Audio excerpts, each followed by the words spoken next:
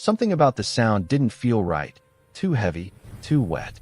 When I stepped onto my father's porch, the boards were slick with blood. He was lying there, barely breathing, his face swollen, his hands trembling like he had tried to crawl back inside. And in the dirt beside him, pressed deep into the mud, was a single black glove. Hit like, subscribe for more betrayal stories, and comment your city or country. That night, the world stopped moving. The porch light kept flickering, the way small things do when everything big has already fallen apart. My father was 60, proud, respected, the kind of man you think will always outlive failure. But his body told another story.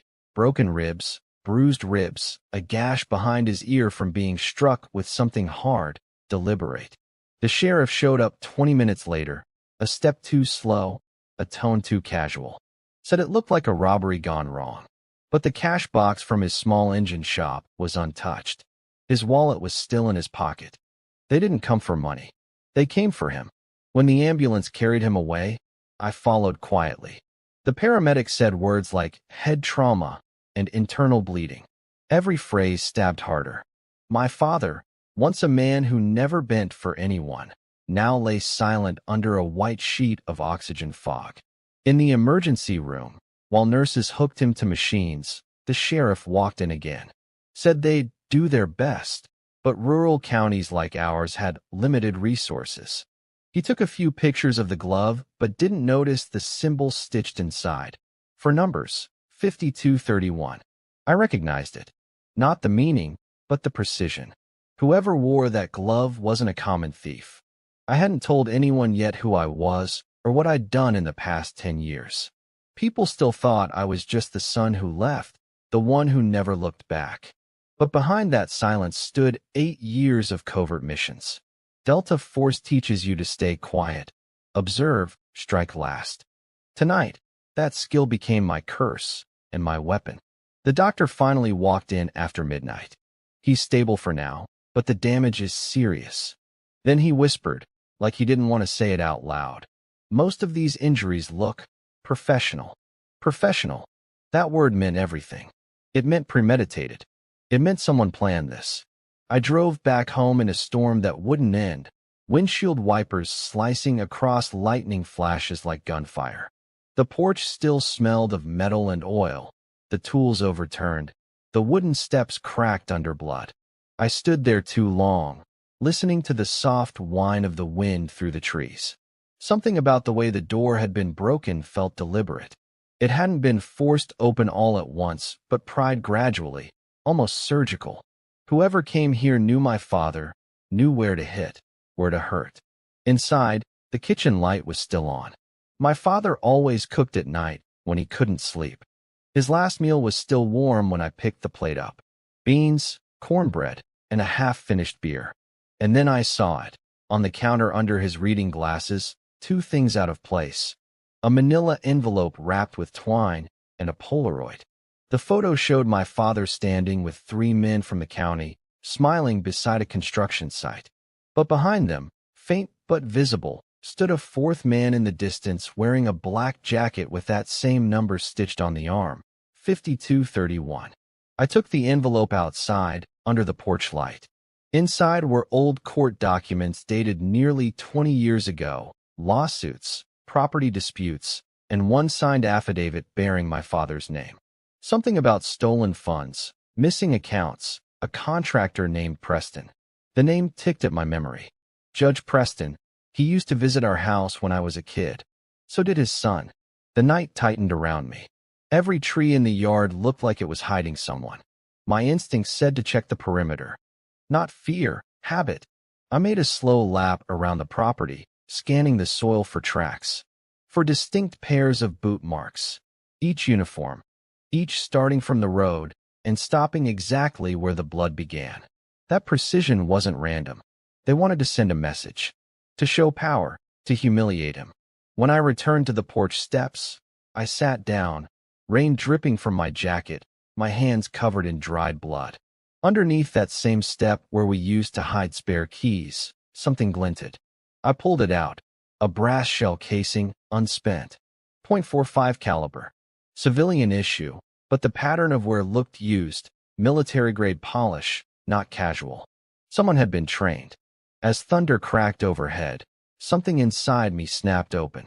Not rage, not fear, purpose. The kind that lives deep below the bones. I didn't need the sheriff, or the system, or anyone else bungling routine procedures. I needed truth. But truth never sits on the surface. It hides where pain festers, behind silence, under smiles, inside the people you used to trust. I wiped my hand across my father's blood, pressing my palm to the porch, like swearing an oath no one could hear. They thought they hurt a man with no protection. They thought this was just an old man's beating. They forgot about the son he raised. I waited till dawn broke, until the rain stopped, until the road turned a dull gray mist. Then I covered the blood with sand and whispered something I hadn't said in years. This wasn't about money. This was personal. I looked down once more at the black glove. The knuckles were armored, the pattern tactical, 4 ridges, one for each intruder.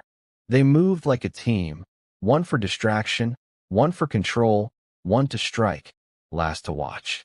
Perfect formation. That's how special units work. They were trained, but not Delta. That I could tell from their precision, it wasn't perfect enough. They wanted to break him, not kill. Something went wrong. Maybe my father said something. Maybe he stood up to them. Maybe he still had that stubborn fire in him, the one that used to scare me when I was young. The sirens were gone now. Neighbors had gone back inside. The birds started again like life hadn't changed. But everything had. I pulled out my old service ID, the one with corners bent and colors faded. I hadn't touched it in years. I pressed it flat against the black glove. Whoever did this thought they buried their past under masks. They were wrong. They didn't know what kind of man they left standing. By morning, the storm had settled, but the silence that followed felt heavier than thunder. The house smelled like salt, metal, and betrayal. Every corner looked haunted by what had happened just hours ago. I barely slept, just sat by the window, waiting for the hospital to call. When the phone finally rang, I thought I was ready to hear anything. But the nurse's voice shook when she said, "He's stable," but still no memory of what happened. That line lingered. No memory. Maybe that was mercy. Or maybe someone made sure he wouldn't remember. I packed a duffel, drove back to the cabin, and walked through the doorless frame again. The day's first light made the place look almost peaceful, but the blood stains still told the truth. I started cleaning, not because I needed to, but because I needed to think. While wiping the counter, a hollow sound echoed from under the sink. A loose panel. My father wasn't the type to hide anything. At least, the man I grew up with wasn't. Pulling the panel out revealed a narrow compartment lined with dust. Inside was a faded blue folder, tied with cracked string. I opened it carefully. Inside were property documents, old letters, a court seal, and one photo tucked near the bottom. In that photograph, my father looked 20 years younger, standing beside 3 people, Judge Preston, his wife, and a woman whose smile I recognized instantly. Harper. She was my mother's best friend once, the woman who used to watch me when Mom got sick. Her name was written on the back in my father's handwriting. Below it, a single word, debt. I couldn't tell if it meant money or something older, darker. By noon, I drove to town to find Harper. She still worked at the courthouse, just 2 blocks from where we used to get ice cream after school. The building hadn't changed. The same cracked steps, the same clock that always ran 5 minutes slow. That's where I saw her through the glass door. Same sharp eyes, same careful way she fixed her hair before facing anyone that mattered. She looked up, froze, then smiled too fast. Logan. The kind of smile that hides 100 small lies. Inside her office, the smell of lemon polish and old paper filled the air.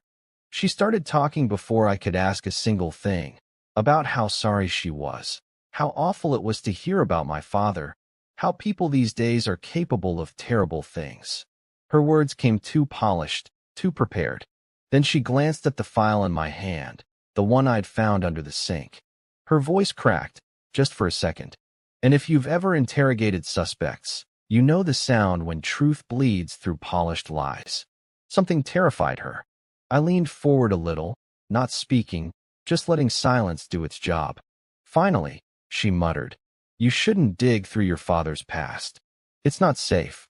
She picked up her pen and twisted it hard, like the motion alone might stop her from saying more. That's when she said a name. Mason.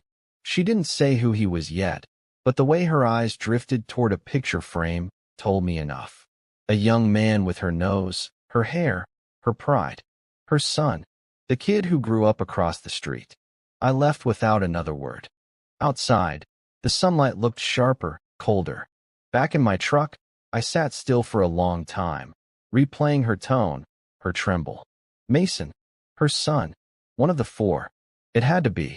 Driving back toward the hospital, I stopped at a red light near the old courthouse cafe. On the windshield, someone had stuck a plain white envelope. No stamp, no address. Just pressed under the wiper like it was waiting for me.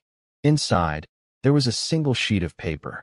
The handwriting was printed, block letters, clean, deliberate. Your father deserved what he got. Stay out of this, soldier. They knew who I was. That changed everything. I checked my mirrors, scanning corners the way I used to overseas. Same feeling, eyes where you can't see them. I slid the note into my jacket and drove straight to the hospital. My hands stayed steady, but something inside me wanted to shake the world apart. My father's room was quiet except for the monitor beeping steady and slow. His face looked calmer now, but I could see the damage in every bruise, every breath that came too carefully. There were deep scratches on his right hand, fresh. He fought them off longer than anyone could have expected. I sat down beside him, staring at that hand. Then I noticed his wedding ring wasn't there. That was impossible. He never took it off, not even after Mom died. The skin where it used to be was marked, swollen. Someone had pulled it off. Why? I stood up, walked to the window, and stared at the parking lot below. A black sedan sat parked too long in the shade of a maple tree. Its engine idled without exhaust showing. Means it had just started. Instinct told me to get a plate number. I stepped into the hallway, moved fast but quiet. By the time I reached the side door, the car was gone. Only tire tracks remained on the wet concrete. That night, I couldn't sleep again. I kept hearing Harper's voice. It's not safe to dig through your father's past. The next morning, I went back to the cabin determined to find whatever she feared I'd uncover. The blue folder wasn't the only thing hidden. My father always believed in building things that lasted. His workbench had a false drawer, one I helped him build when I was a kid. We joked it was our secret hiding spot for candy. I pried it open with a screwdriver. Inside was a small black ledger, the kind that fits in a coat pocket. Every page was filled with numbers, dates, and single initials. Cash movements, property expenses, legal fees.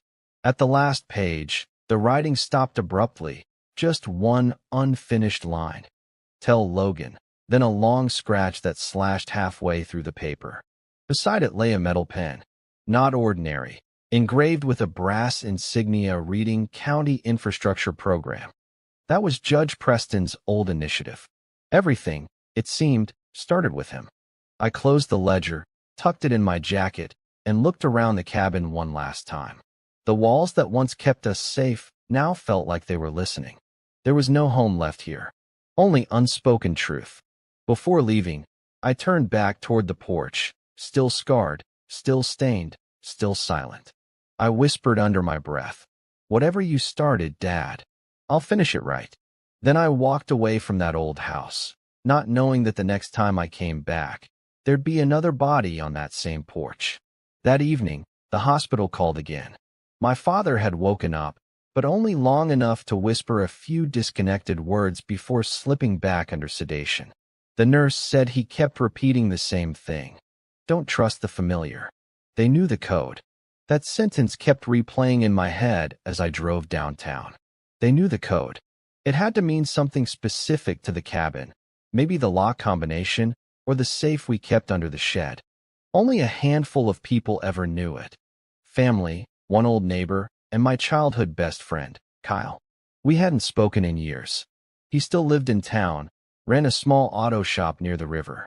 Used to help Dad with engine parts back when the world still made sense. When I stepped into his shop, the sound of humming tools filled the room. Grease, burnt oil, country music playing too low in the corner. Same place, same smell, but something new in the air. Guilt has a sound if you listen hard enough. Kyle turned, his face pale when he saw me. Log, man, heard about your dad. Hell of a thing. His smile was quick, shaky. His eyes, jumpy. I didn't return it. My gaze flicked around the shop. Every workbench clean, except one back corner. 4 sets of boots hung to dry by a heater. Matching patterns. Same tread I'd seen outside the cabin. My pulse stayed steady. Training has a way of burying impulse deep beneath calm. You got a lot of new hands working here, I said. He wiped his hands with a rag, forcing a laugh. Yeah, just some part-time guys. Don't even show half the time. Half-truth. His voice gave it away. The stall before the end of a sentence.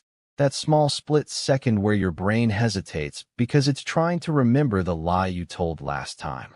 I stepped closer to one of the boots. The mud dried into gray clumps around the sole's edge. Same type of dirt from Dad's porch, dark clay mixed with sand. Not something you'd find near town. Kyle noticed me looking. They were, cleaning out the quarry earlier this week. Big job. Quarry. The word lodged in me like a blade. I hadn't said a thing about where the attack happened or what direction the tracks led. Only someone who'd been there would think to mention it. He kept talking too fast, pulling jokes out of nowhere, acting as if saying more would earn him forgiveness in advance. I nodded slowly, then said I'd drop by later to have him check the truck's brakes, an old gesture of false trust. When I left, I stayed in shadow, across the street, parked low near a rundown grocery sign. At closing time, around 9, the lights in Kyle's shop dimmed. Minutes later, he stepped out, locked up, and climbed into his pickup. He wasn't alone. Another man sat in the passenger seat, tall, lean, black jacket with a distinct ridge stitched across the shoulder seam. That same signature I'd seen on the glove. I followed them at a distance, lights off, engine low. Training kicked in automatically. Maintain distance, use ambient light, keep parallel movement. They drove across town, past empty intersections, until the pavement turned to gravel. Eventually, they stopped at a warehouse near the edge of the industrial park. Old site, abandoned for years since the county declared it structurally unsafe.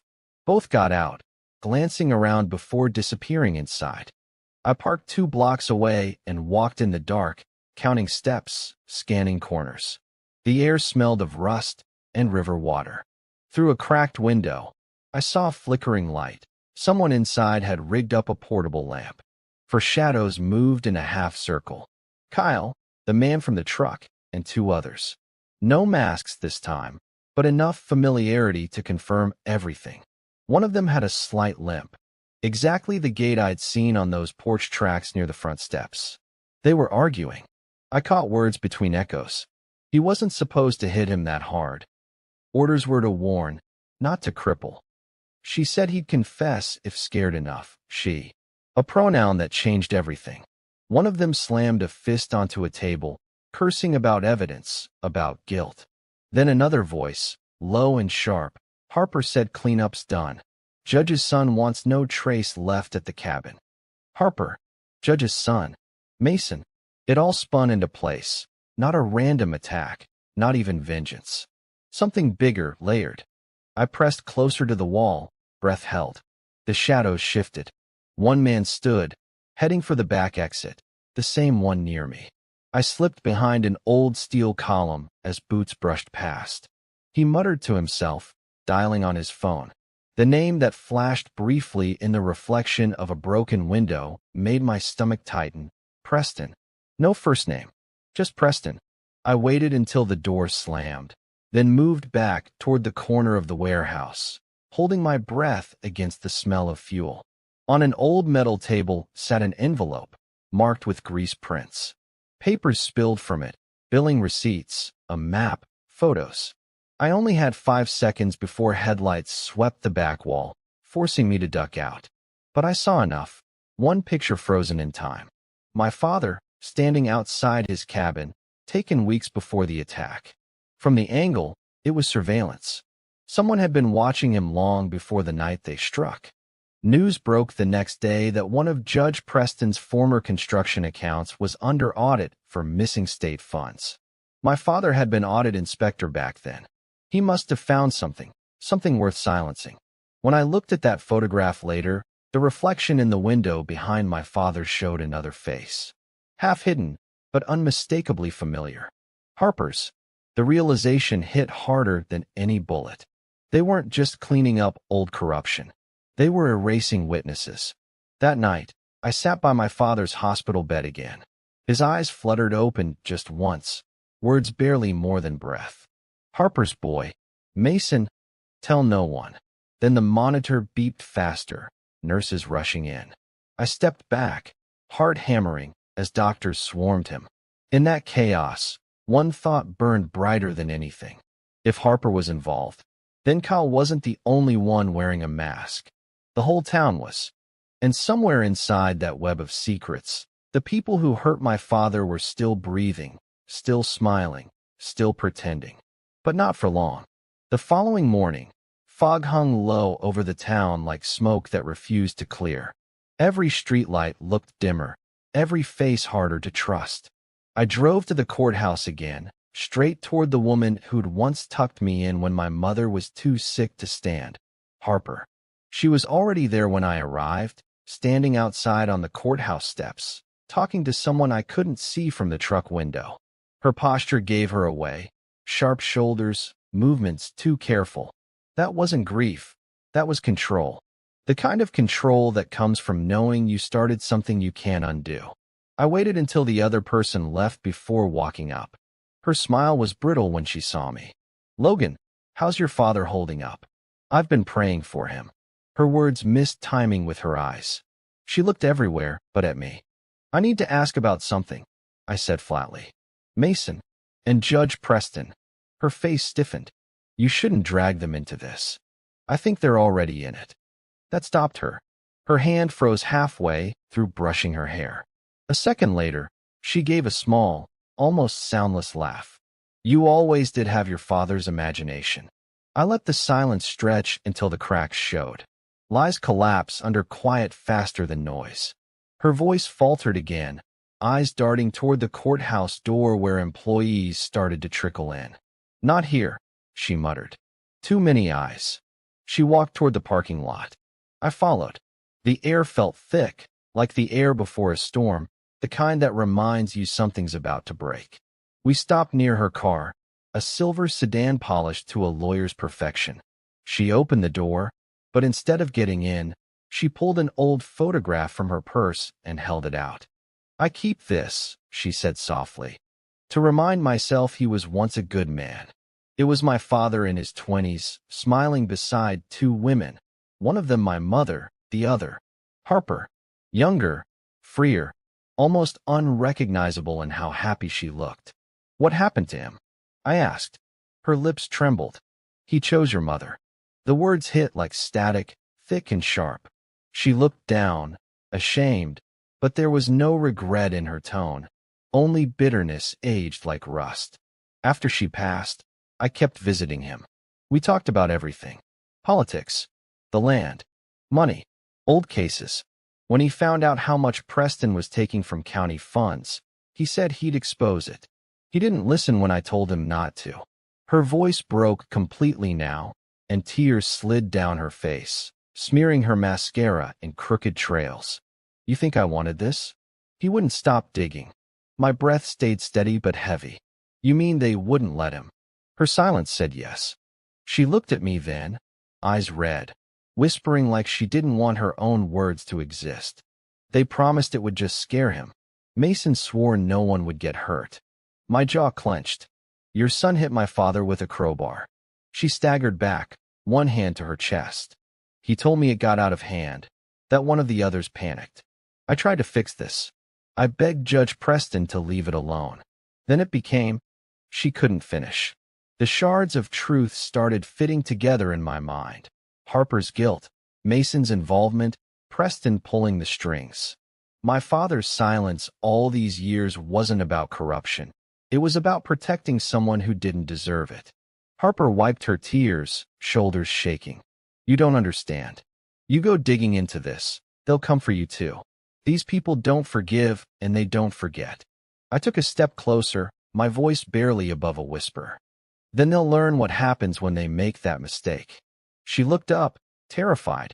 Maybe because she realized the quiet way I said it wasn't anger, it was final. Before leaving, I asked one last thing. Who hired the other men? She hesitated. Preston handled that. But Logan, her expression collapsed into despair. Your father had something hidden. Something he called insurance. If they haven't found it yet, they will. Where? She looked toward the courthouse clock. Old storage unit near the river. The one by the sawmill road. He used to keep everything there. I turned to leave. She called out, almost pleading. Don't do anything you can't come back from. I didn't answer. She of all people should have known I'd already gone past that point the night I saw my father bleeding on the porch. The drive to the river felt endless.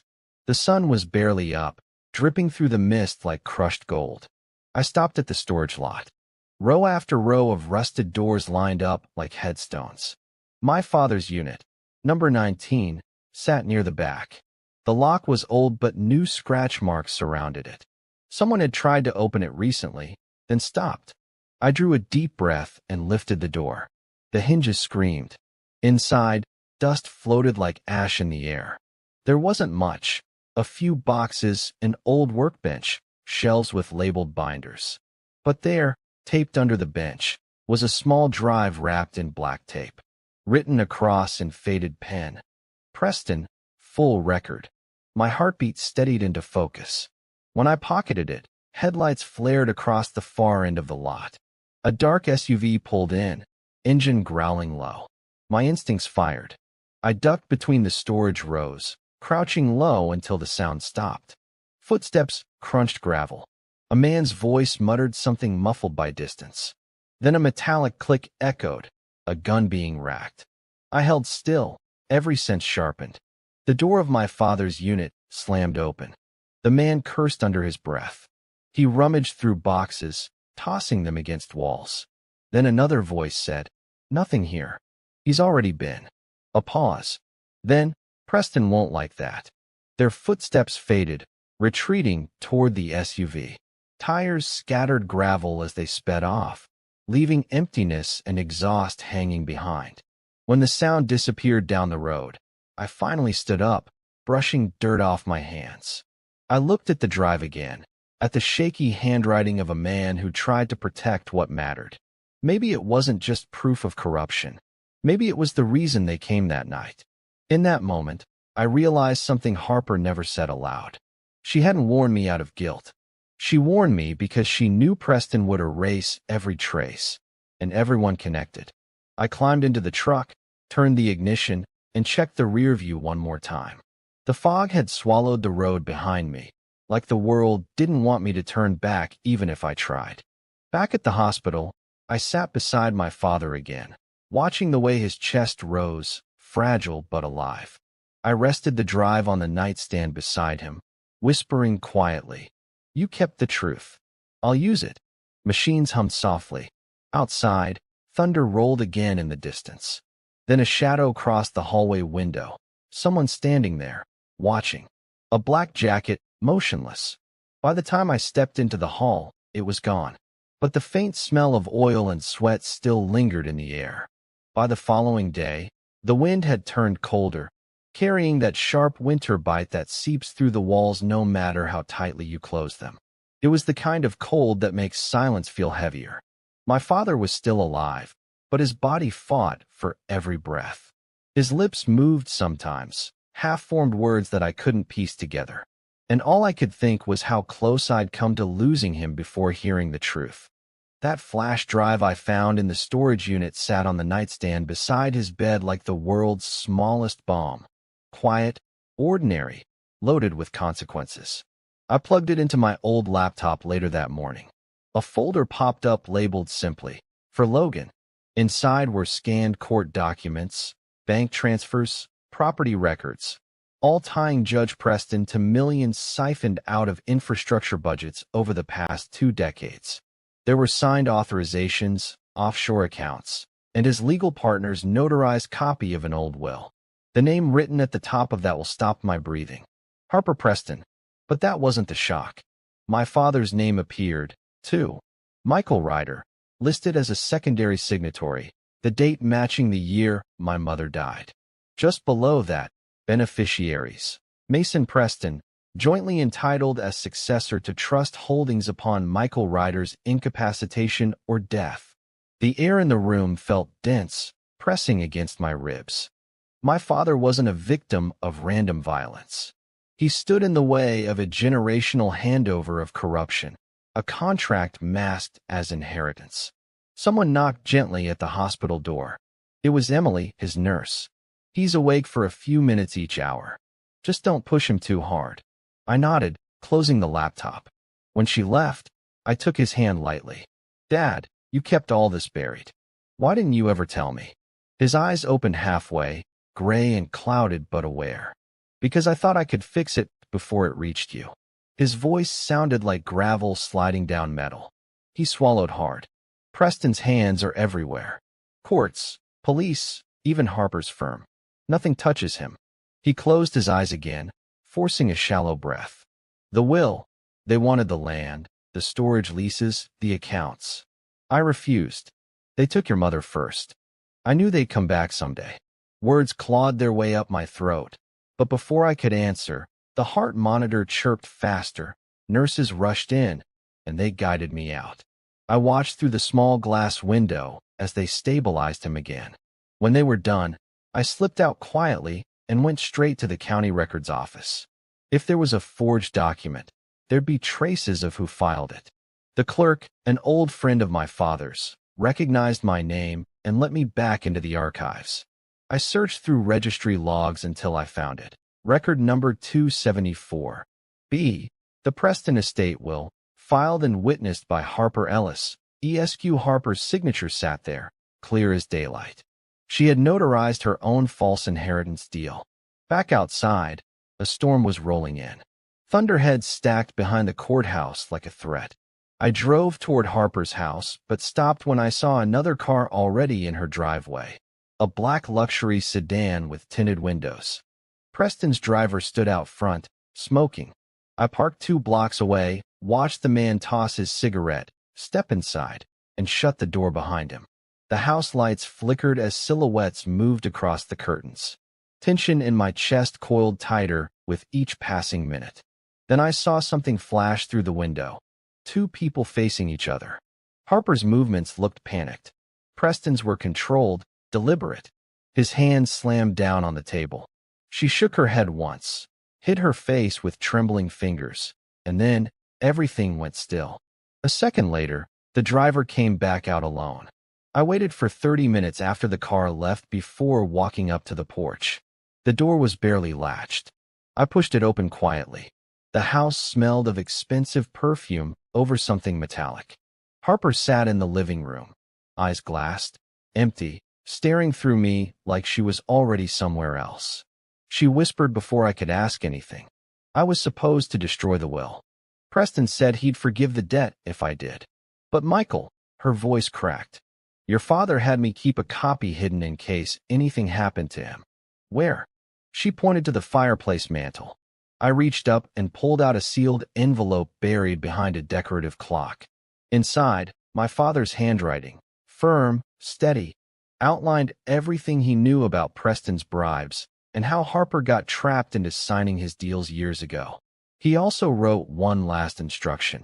If you're reading this, it means the truth is past saving in silence. Let the courts see what we couldn't. I folded it carefully and slipped it inside my jacket. You could have stopped this, Harper. Her chin trembled. I thought I could protect Mason, she said, voice barely audible. He's just a kid, not like them. I didn't tell her I'd already seen the footage that placed Mason at the warehouse.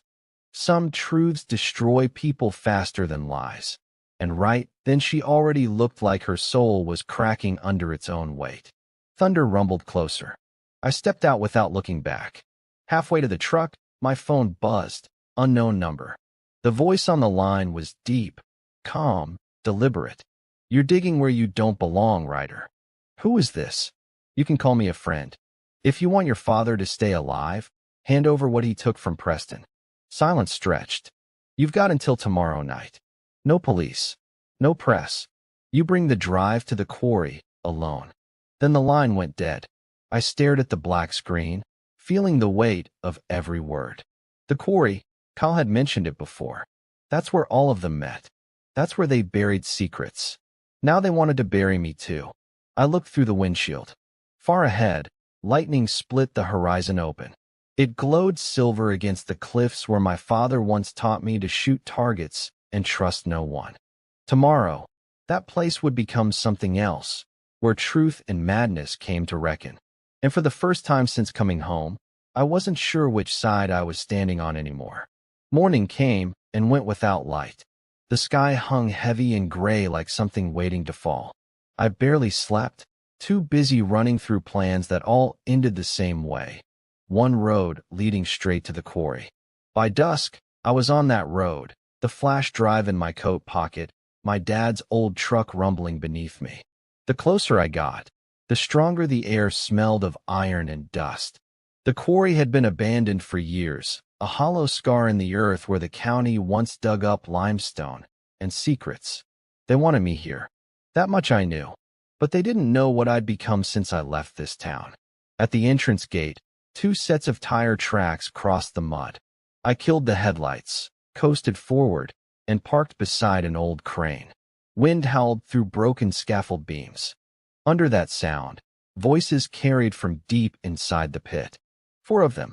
The same cadence I'd heard that night at the warehouse. The same balance of command and fear. I slipped down the incline using the shadows for cover, boots silent against the loose gravel. The pit's center was lit by a construction lamp hanging off a truck hood. Around it stood Preston, Kyle, another man I didn't recognize, and Mason. Every one of them armed. Mason's face was pale, restless. His jaw worked tight like he was trying to chew through guilt.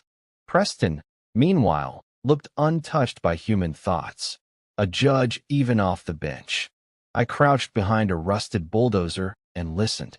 Preston's voice cut through the wind. "The boy's late. He'll come. They all come when family's a leash." Kyle shifted uneasily. "Maybe we should." "You talk too much," Preston snapped. "Ryder's predictable. He shows up thinking vengeance makes him righteous. Just like his father." That last line twisted something deep inside me. They weren't just killing for money. This was generational punishment masquerading as justice. I reached into my jacket, pulled out a small device, a recording pen. I clicked it on. Stepping into the light now would mean no turning back. I walked forward slowly, boots crunching gravel loud enough to turn every head toward me. Kyle's eyes widened the second he saw me. "Logan, keep talking," I interrupted, voice steady. "I almost believed you weren't part of this." Preston smiled, cold and thin. "You're more like your father than you think. Always sticking your nose where the law should be left alone." "You mean your law?" I said. He spread his hands. "The same law that let him breathe this long. Mercy's an expensive currency, son." Mason looked up then, his voice shaking. "He didn't know, Judge. He came for his dad. Stop this." Preston's gaze hardened. "Loyalty is a virtue, boy, until it turns into rot. You remember who paid your mother's debts."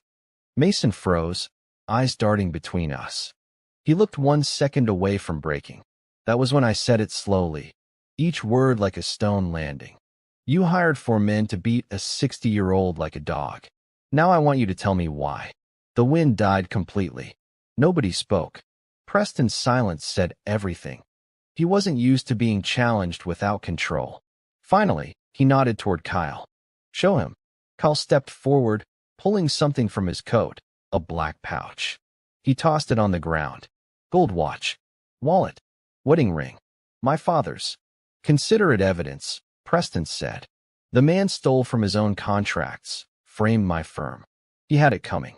Another lie added to the list. I took a slow breath to keep the calm mask in place. even as my hands curled inward. You spent years hiding behind titles, I said. But you forgot one thing about people like me. We don't need a court to see justice served. Preston scoffed. You think you can scare me? You're one-man rider. A ghost in muddy boots. I own this town. Maybe so. But ghosts don't play by the same rules as the living. I threw something behind me. A small stone tracker I'd activated before stepping into the quarry. If the journalist who got that earlier package was listening, they'd be hearing this conversation already. Every word recorded. I moved closer. There were 4 that night. I count 3 here. Where's the 4th? Kyle flinched. Mason spoke up. He's dead. Shot trying to run after they found out Dad kept proof. Preston didn't even blink. Weak men always fold first. Mason turned to him, disgust radiating like heat. You destroyed everyone around you for a stack of paper. Preston's calm broke for the first time. His voice raised, eyes sharp. That paper built everything you live in. Every school, every bank, every wall. You think justice keeps the lights on? Men like me do. The truth of monsters always sounds loudest just before the fall. I stepped forward until the lamp's glare cut half across my face. You talk like a builder, but you dig graves, Preston. For years ago you made my father an enemy, so you'd never have to look in one. He lifted his gun halfway. I warned your father. I'm warning you. Walk away. My voice dropped low. I don't do warnings. I wasn't armed to kill, only to end this. I moved fast. A flash of light, loud crack. He fired too late. I ducked left, grabbed Kyle's arm as he raised his weapon, twisted, slammed him to the ground. The gun skidded away. Mason froze, eyes wide. Preston stepped back, panic slicing through his authority. You'll spend the rest of your... He didn't finish because the rumble of engines echoed from above, sheriff trucks rolling down the dirt path, lights flaring red. I smiled faintly. Guess the town's listening tonight. Kyle groaned on the ground. Mason dropped his weapon, and Preston went silent, calculating escapes that no longer existed. I looked around at the pit, the cracked ground beneath us, the trembling light swinging overhead. 4 men came to my father's house that night, I said quietly. You all walked as if death was for someone else. But you dug your own graves. Thunder cracked above, rain beginning to fall. The red and blue lights bled across the rock walls, stretching shadows long. I turned my back and started walking toward the slope as officers shouted commands behind me. When I reached the edge, I looked down one last time. Preston stood surrounded, coat soaked, head bowed. Not from guilt, from the realization that power had finally left his hands. That night, as I sat in my truck watching the quarry fill with rainwater, I realized something almost cruel. Revenge doesn't heal. It just settles the score long enough for silence to start again. And even silence carries ghosts.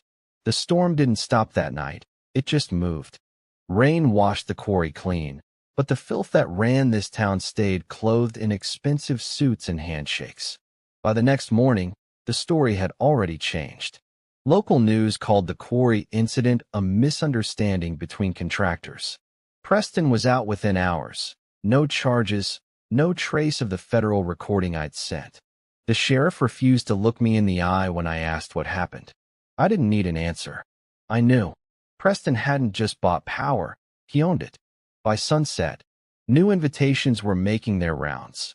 County Development Gala, hosted by the one man who should have been behind bars. Preston. Smooth recovery. Same mask. Same arrogance. The idea of walking into his world again didn't feel like choice. It felt like gravity. I had the drive, a duplicate of the evidence, and one last sliver of a plan. He'd use my father's porch like a warning. I'd use his ballroom like a mirror. The hotel was carved from glass and marble, all gleam and emptiness. Cars lined the entrance, tuxedos and silk dresses stepping out like royalty into rotten soil. Soft jazz floated over chatter that reeked of manipulation. I traded my jacket for a waiter's black vest and blended into the background. The same trick that made me invisible in rooms far louder than this. Through the crowd, I saw him. Judge Preston. taller than memory, voice smooth as oil as he laughed too easily, shaking hands, filling the air with shallow warmth. Beside him stood Harper, pale, eyes hollow. She'd been pulled back into his gravity too, maybe by guilt, maybe by threat. Mason wasn't there. That worried me. I waited until the speeches started. Preston took the stage under chandeliers, microphone glowing in his hand, smile ready for every camera in town.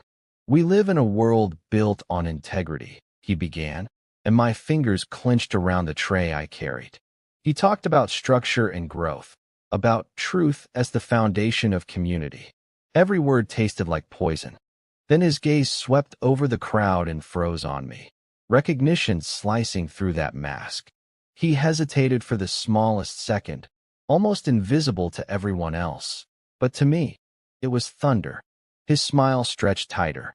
"Even those who once opposed progress," he said, "learn that forgiveness is a civic virtue." Forgiveness. He said it like he was the one giving it.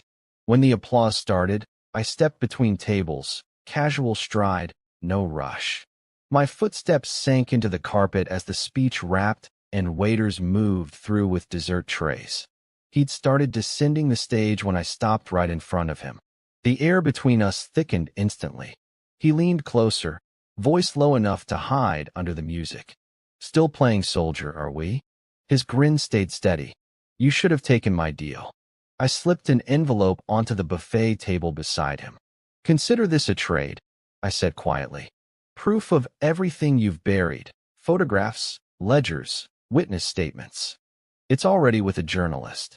If anything happens to me or my father, it all goes public." He chuckled softly, like boredom disguised as courtesy. "And here I thought you were smarter than your father." He plucked a champagne glass off a passing tray. "You're bluffing. You wouldn't expose Harper. You still think she can be saved." My jaw tightened.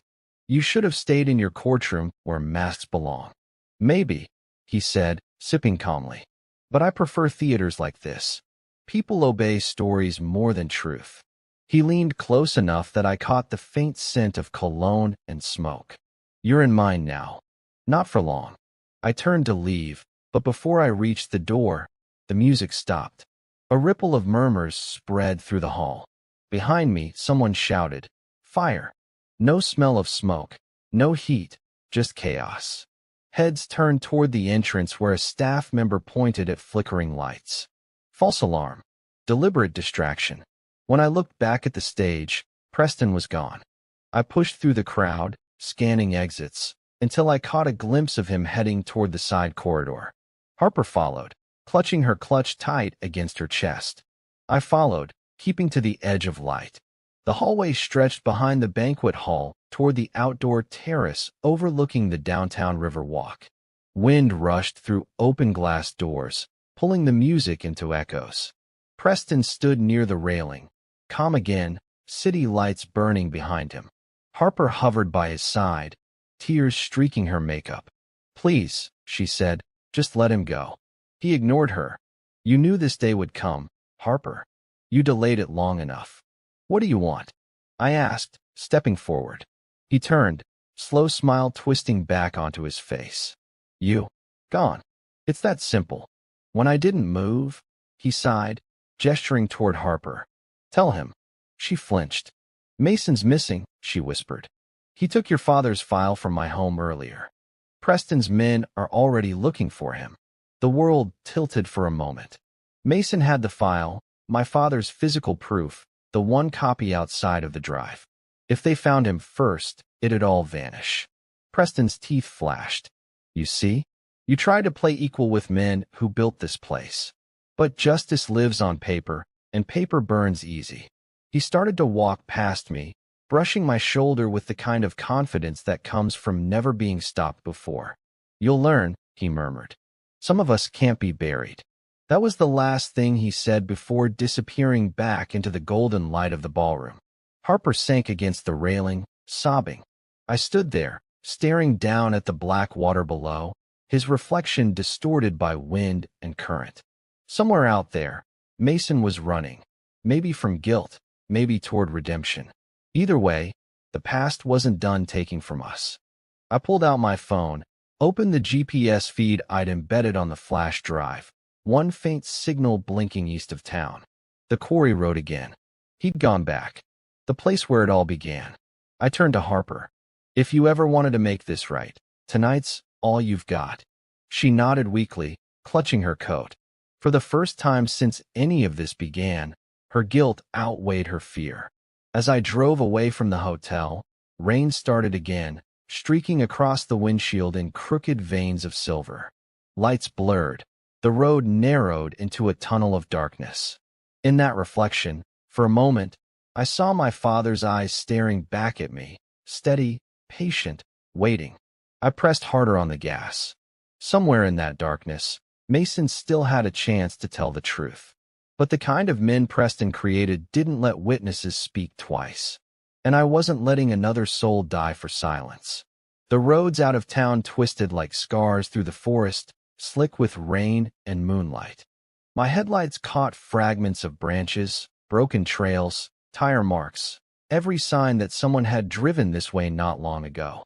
Mason, the boy torn between his mother's guilt and a father's corruption. The closer I got to the quarry, the thicker the fog grew, curling through the trees like smoke off a battlefield. The world narrowed to the wet hum of the engine and the sound of my breath. When I reached the last bend before the cliffs, I saw it. A beat-up white car parked half off the road, engine still warm. Mason's. He hadn't gone inside the quarry. He'd stopped short. The driver's door hung open, rain pooling in the footwell. A faint sound came from the nearby woods, snapping twigs, soft muffle of footsteps. I followed the noise. 50 yards in, I found him. Mason sat on a fallen tree, water dripping from his hair. His hands were shaking, a pistol dangling uselessly between them. When he looked up, his eyes were red and swollen, like he'd cried too long but hadn't finished. "You shouldn't be here," he said, voice raw. I could say the same. He laughed once, bitter and exhausted. "You think I care what happens now? He's done with me anyway." Said I failed. Said I embarrassed the family. He's wrong. He scoffed and looked away. Nobody's ever wrong when they have enough money and fear on their side. I waited. Silence did more work than anger ever could. Rain pattered gentle circles in the mud between us.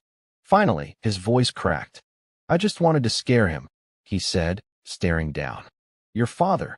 We were supposed to break something else. Property, windows, not bones. Harper told me he'd been stealing files from my dad's office. She said it was personal, but I think she just wanted to protect herself." "Who ordered the hit?" "We didn't call it that," he whispered. "Carl said it'd be quick." "The fourth guy. Evan. He panicked when your dad fought back. He hit him harder than planned. After that, it wasn't supposed to happen like that. We left him there. Harper picked me up crying. She thought it was over. But it wasn't over. It never is when guilt's the only currency." Mason reached into his coat and pulled out a damp envelope, the file Harper had mentioned. The papers inside were soaked, but readable. "This is what he wanted destroyed," he said, pressing it into my hands. "Everything. Contracts, deals, court authorizations. My father built this whole county on fraud. He used Judge Preston like a puppet. He used all of us." I flipped through the muddy pages. Preston's signature. County seals. Land grabs. Names of shell companies tied back to Mason's family. My father had saved everything because he knew this day would come. Light flashed suddenly through the trees, headlights sweeping over trunks. Mason froze. Tires screeched up on the dirt road above. Voices shouted orders. "He found me," Mason said. The sedan from the gala roared into view, 2 silhouettes inside. Preston's men. I grabbed Mason by the jacket. "Move."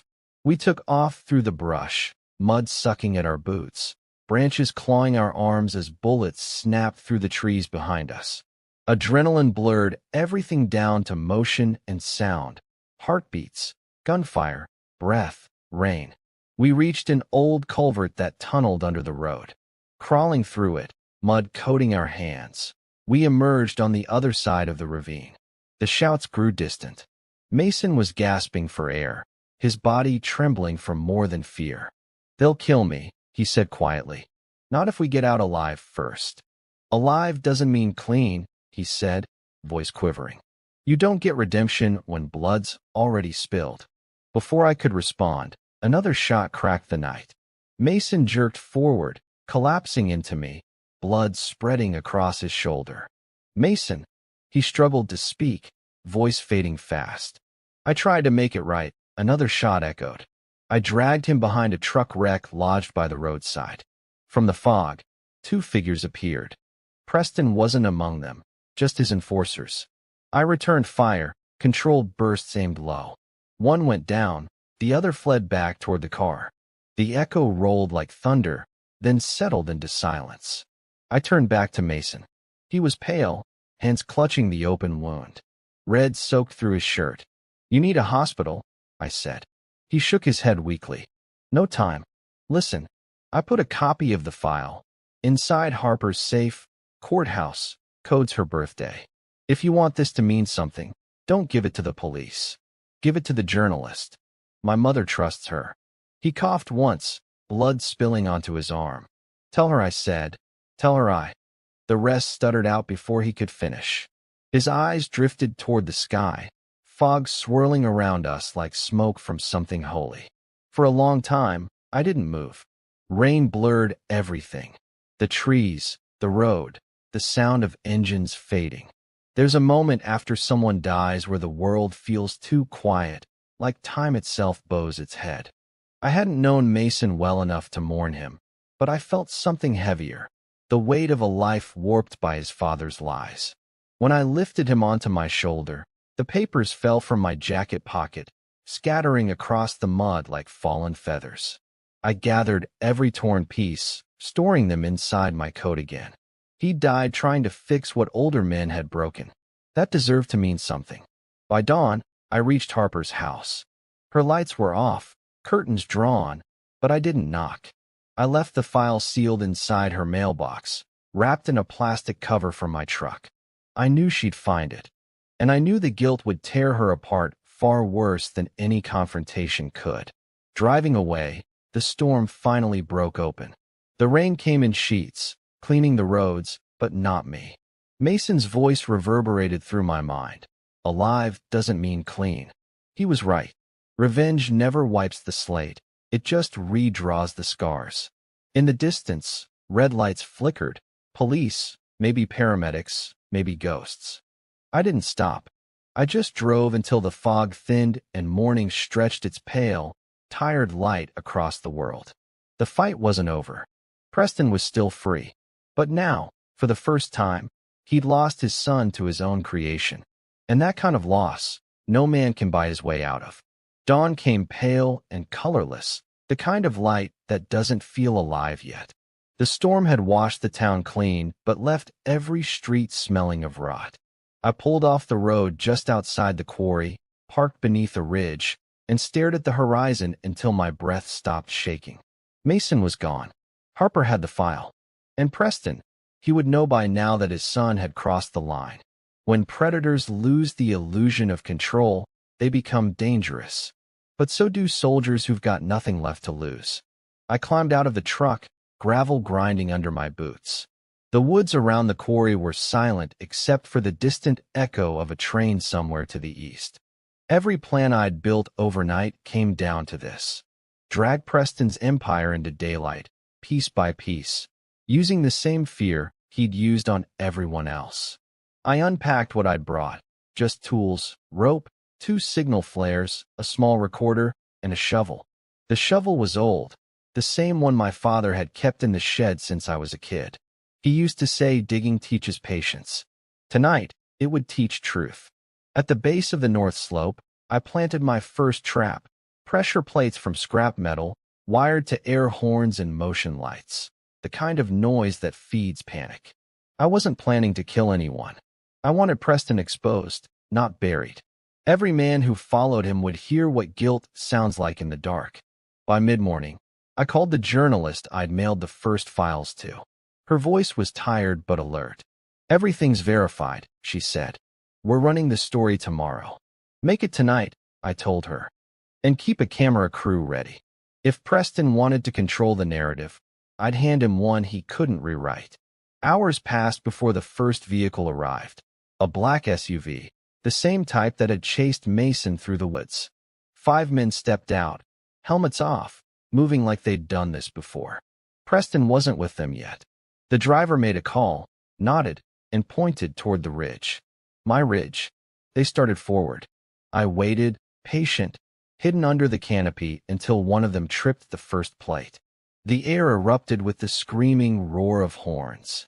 They flinched hard, spinning around, rifles lifted. Then floodlights ignited from the opposite tree line, throwing their shadows tall and shaken against the quarry wall. I stepped out into that light holding nothing but the shovel. "Put the guns down," I said, voice calm as gravel. Recognition flickered. One sneered. "You got lucky last time, soldier." "Luck doesn't repeat," I replied. Before he could bark something back, another sound cut through the chaos. Engines. A second SUV rolled in from the southern path. The first group called out, relief spreading through their tone, until the door opened and Preston stepped out. He wasn't dressed for a fight.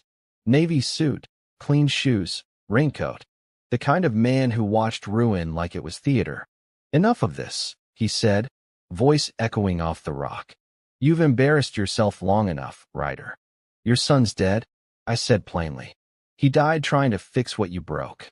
The words hit him for a second, a small crack in that calm smile, but arrogance filled it again too quickly. "Mason was weak," he said. "He mistook guilt for redemption. I taught him that weakness has a price." I circled slowly toward the edge of the open pit. "Then maybe it's time you paid yours." He looked around, gesturing to his men. "You think this scares me? I built worse empires than you could dream of. In the end, people only fear the law, not the truth." I smiled faintly. "That's the thing about law. It needs truth to stand. But tonight, you're on ground I already buried." He frowned. "Buried." I raised the shovel, drove its blade into the dirt, and twisted. The motion triggered the next trap, a hidden microphone linked to loudspeakers buried under tarps. Preston's own recorded voice filled the quarry, the one I'd captured from previous meetings. His words bled through the air.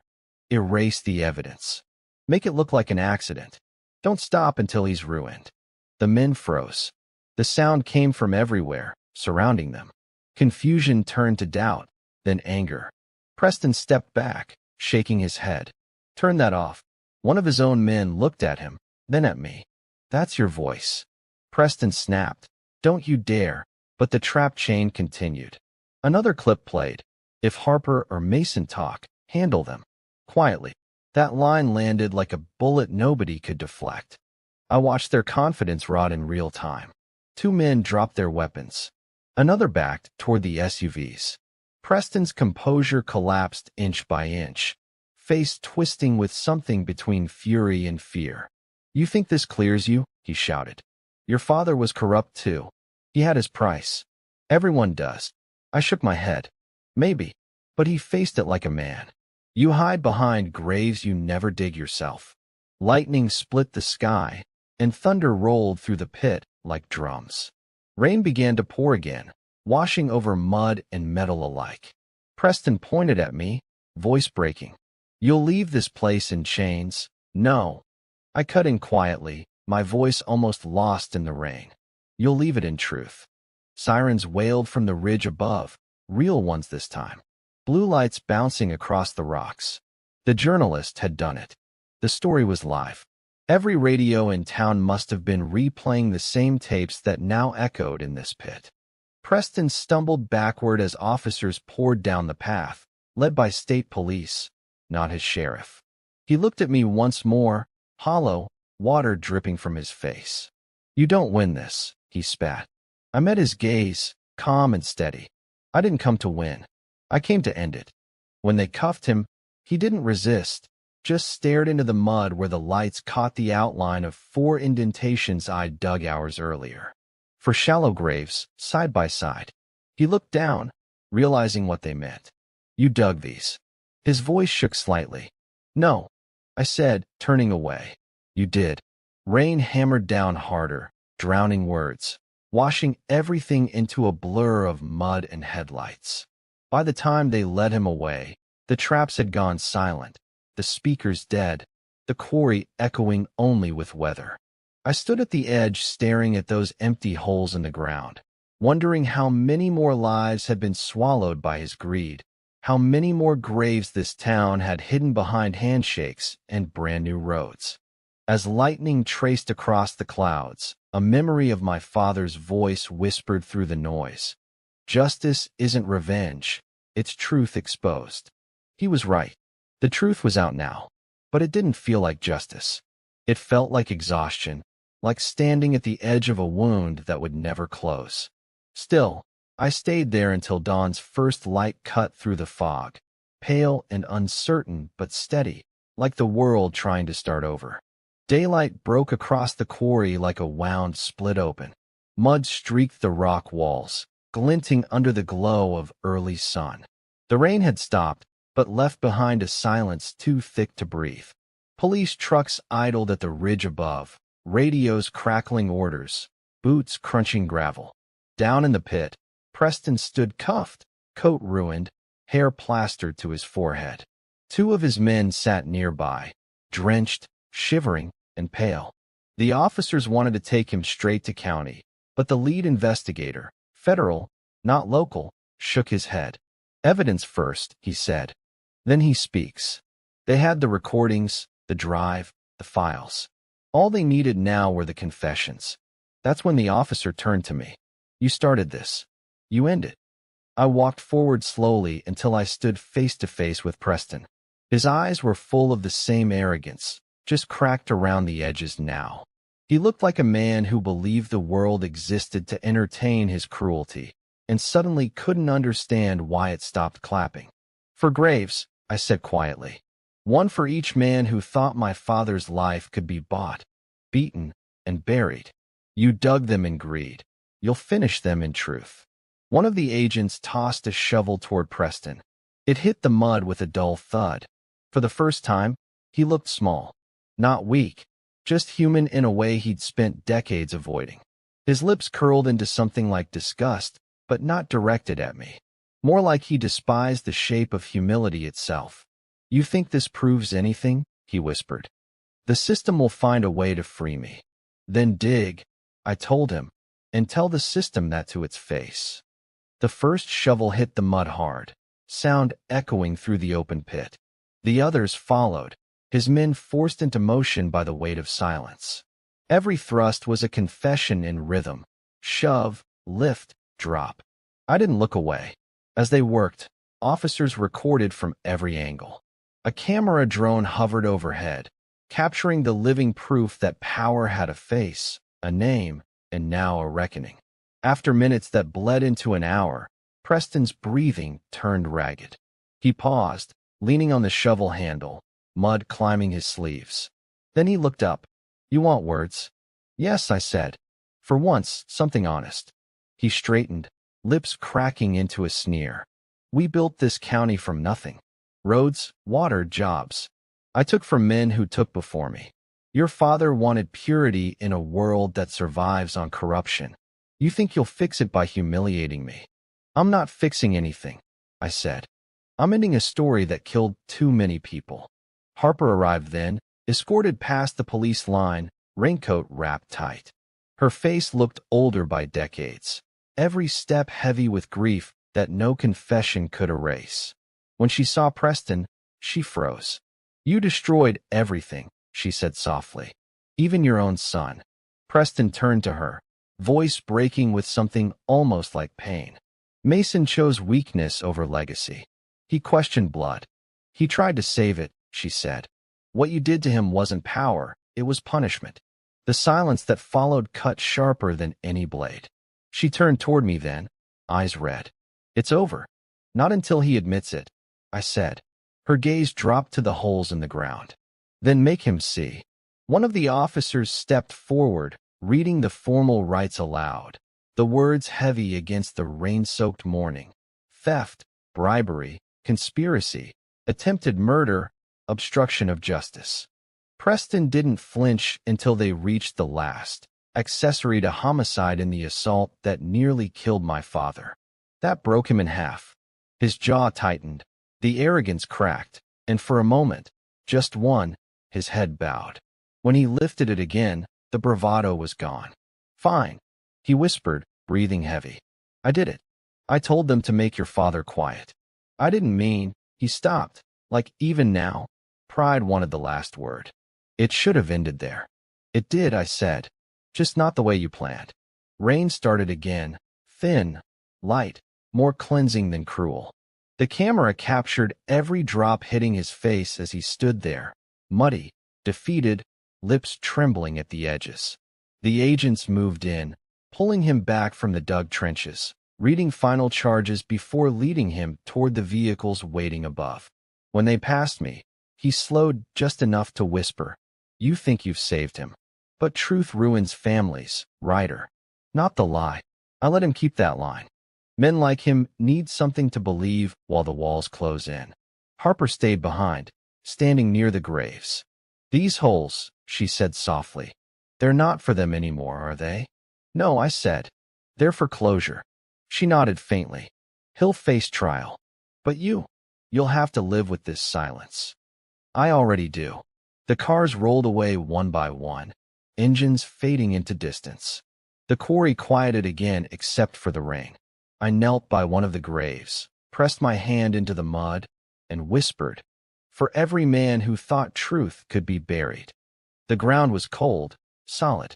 It didn't care about names or sins. As I walked back toward the truck, the clouds broke apart, letting soft light spill through. It landed on the 4 shallow graves, empty, waiting, symbolic, and filled them with gold for just a second before fading again. I paused, looked once more over the pit that had swallowed generations of secrets, and said under my breath, "You made men dig their own graves long before tonight, Preston. Now they'll all know why." Then I turned and left, leaving the holes open to the sky, the air smelling almost clean. Weeks passed. The news broke across every channel. Judge Preston arrested, corruption scandal uncovered, county-wide investigation underway. His picture became a symbol of everything people whispered about, but never said out loud. The headlines called it justice. But in the quiet spaces of my father's house, justice sounded more like a heartbeat struggling to stay steady. He came home 3 days ago. The bruises had faded, but the scar above his left temple stayed, a reminder carved in skin. When I walked through the door that evening, he was sitting by the porch where the blood once was, watching the sunset stretch over the trees. He turned when he heard the boards creak. "You look tired," he said, the faintest smile tugging at his face. "I've been worse," I answered, sitting down beside him. The air smelled of pine and smoke, the same as when I was a kid. Only that night, it carried peace instead of fear. For a long moment, we didn't talk. We just sat there listening, the wood groaning softly beneath us, the wind moving through the empty fields, the world breathing again. Then he spoke, voice low but sure. "I read the articles. You did what I couldn't. I finished what you started," I said. He shook his head. "No, you started something else." Maybe he was right. Revenge ends with destruction, but truth forces you to live. And living after all this, it felt heavier than any mission I'd ever taken. Later, when he went inside, I stayed behind on the porch. The same ground that once held his blood now held silence. Clean silence. The kind that means peace earned the hard way. I pulled out the shovel, the old one, edges rusted, and buried its blade deep into the soil by the porch. Not from anger, from ending. The sound it made was soft, final, like a door closing somewhere far away. The lights from town glowed faintly in the distance. Preston was gone. Harper was cooperating with investigators, and people had begun to speak his name without fear. For once, truth had roots. I stared at the horizon until voices from the past turned quiet. Then I asked myself the only question that still mattered. After all the lies, after all the pain, what do we build next? Maybe that's the cruel beauty of survival. It demands purpose. As night settled back over the valley, I turned toward the house one last time. Inside, the low hum of my father's radio played some old song about love and loss. He was humming along. Somehow, that sound felt more victorious than anything else that had come before. I closed the door and let the darkness fold around me. No anger, no vengeance, just the weight of silence that finally belonged to us. Some graves were never meant for people. They were meant for everything we needed to let die. Before you go, tell me something from the heart. Do you believe forgiveness ever truly outweighs revenge? Comment your thoughts below. I want to read them all. And hey, let me know where in the world you're watching from. Your stories reach me from every corner, and it means more than you know. If you felt this one in your chest, don't forget to like the video, subscribe politely so you never miss the next chapter of betrayal and justice, and share what kind of stories you love hearing the most. I'll create them for you. Until we meet again in another epic, emotional thriller of revenge and truth, take care of your people and yourself.